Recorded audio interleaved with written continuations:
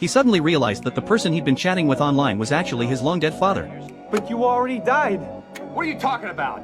The Buxton fire. At first, when he learned that the stranger lived in the same district and on the same street, he thought it was just a coincidence, until he heard the childhood nickname his father used to call him. Hey, little chief. You all right? What'd you just say? I said sorry about that. My kid just came in. You call your son Little Chief? That instantly sparked a bold suspicion in John's mind, so he decided to ask the other person's name.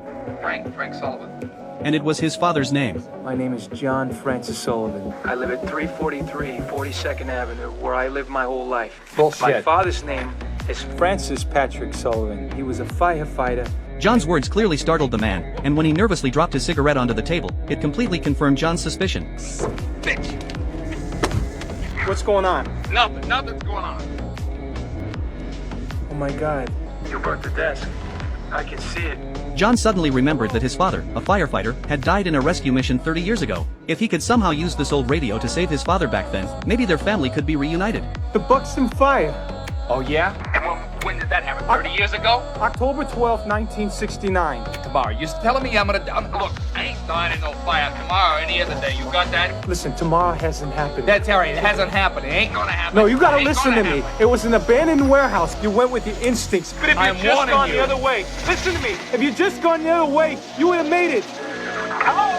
Just then, the radio connection abruptly cut off. But that brief conversation had stirred something deep within both father and son. Sure enough, the next day the fire department received a call. The location was the very same abandoned warehouse John had mentioned the night before.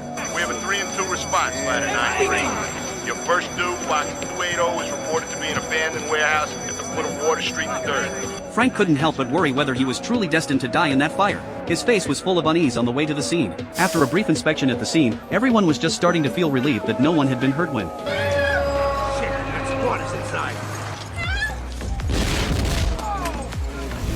they heard from a woman that her sister was still trapped inside the building. At that moment, Frank noticed the word Bastogne written on the wall. The Buxton fire.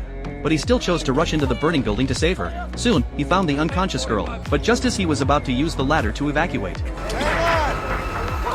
the hell is going on? Frank, the ladder's jammed! The ladder's jammed, Frank! You gotta find another way out! Forced to look for another way out. But just as he hesitated over which way to go, he suddenly remembered what John had said the night before. If you'd just gone the other way, you would have made it. He decided to take what any trained firefighter would call a dead end. Sure enough, at the end of that passage, he found a delivery chute. Holding the girl tightly, he slid down to safety. That day, the man who was supposed to die in the fire changed his fate. But that small twist of destiny would go on to trigger a chain of events spanning the next 30 years.